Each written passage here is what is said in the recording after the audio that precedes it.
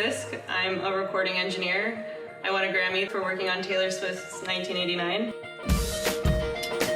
My name is Ginge and I started off in live sound and now work as a re-recording mixer. Now, what is live sound? I was the girl behind the board.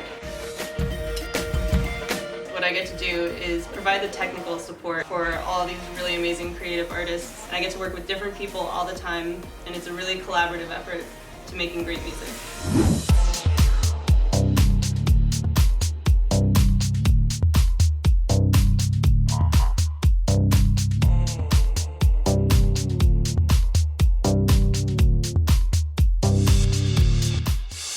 With Nerd Girl Nation with two sound experts. We've got Laura Sisk and Ginge Cox. The first thing everybody wants to know is, how do you get into this field? How did you get into what you do? What inspired you to get there? I got into it from a financial need. I got into college on an athletic scholarship and then was injured and needed to take an on-campus job.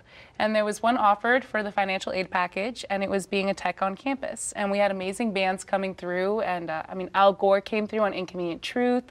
We had Bruno Mars, this band that sings I'm a Loser, Baby. So Beck? why don't you? Yeah, and we had Beck come through. And I was the one interacting with all of these artists as a 19-year-old girl. I had a piercing here, and I had a little bit of a mohawk left from high school.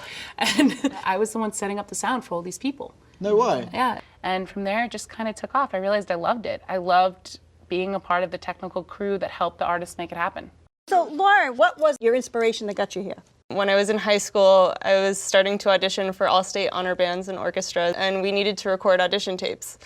And my band teacher got mono the week that we really had to do it. So I rolled out our massive, ancient roll-in recording system and tried to figure it out. And I made some really hilarious errors, but I realized while I was doing it that I really love the technical side of music production more so than the music part and more so than practicing for. Well, Laura, you brought up a great point, because making mistakes is part of engineering, and people think that failure is a bad thing.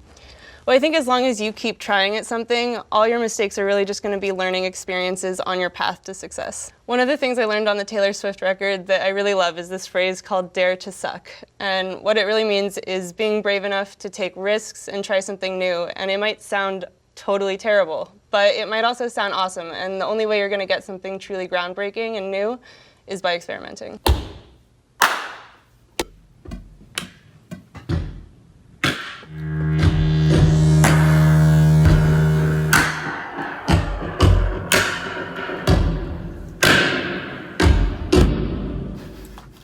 We do stuff that may seem really silly, but it ends up making great sounds, and that's like someone screaming into the mic or knocking stuff over and throwing stuff and just having a general tantrum in the studio.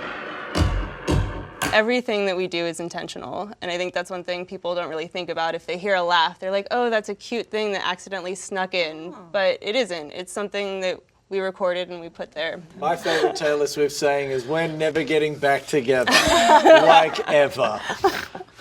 Working in sound, what's the easiest part of working with someone who already has brand recognition as an artist, and what's the hardest part? So when I worked with Bruno Mars, he actually wasn't big yet. He's interesting because he's actually from Hawaii, and his father was an Elvis impersonator. No one knew who he was yet, and he was playing acoustic stuff. And I remember a lot of his stuff was like him and a guitar and like really soulful. And he had one poppy song on there, and everyone was like, "No, that isn't you. Not you." And it ends up that would be the stuff that would take off and be like his big like chart toppers. I got to work backstage on his tour going through UCSD. I ran Power at the time, which for me, there was no women kind of in the field. So my thing of kind of like establishing myself on set, I would walk up to the biggest cable, which usually weighed 125 pounds, and I would swing it over my shoulder, and I would, walk through so all the guys could see like I didn't need help and I could do it. And it was kind of, it was one of those, And that's how she ended up in a wheelchair. So one of the things I want to ask is, and this is to both of you, what does science and technology have to do with sound design or sound engineering? One thing that I use every day is the physics of how sound moves through air and how it interacts in the room that it's in, and how the components in microphones work to pick that up. Wow. And being able to make creative decisions based on that knowledge is really important. There sounds like there's so much art involved in creating sound, and it's not just about science technology. Ginge, do you have the same thing in your side of the business? We definitely have it where we're creating new sounds. In the clip that I know we brought here today, we have one where the protagonist has his head actually hit against the tile floor and almost cracked open. Oh, so you're not a home invader anymore, huh? Oh, yeah. They get a pipe. One way or the other. Do the pipe again. Oh, yeah. We're all watching this video and we're all cringing and going, oh, and squirming, and she's like, yeah, oh, yes. That blood that comes out of his mouth when it gets hit and goes splattering across, we couldn't find the right sound. And we had like water, we would splatter onto different surfaces, and we tried Jello, we tried all these different things. And we wanted that thwack where it was like everyone in the audience just went, oh gosh. So we did that with a mixture of things. We had a watermelon dropping, we had the crack of a whip. We took a walnut and crushed it, and we layered all of these sounds together to give us that thwack sound.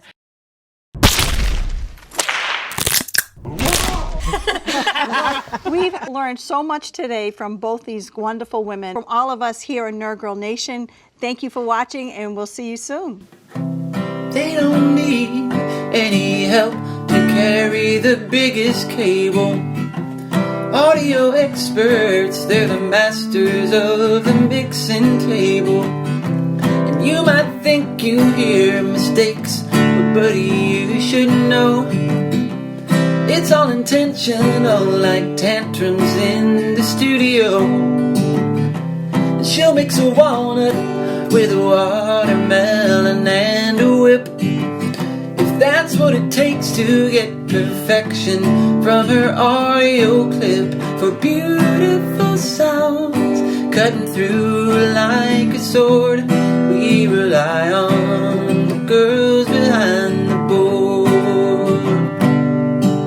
For beautiful sounds, for plugging in the cord, we rely on the girls behind the board.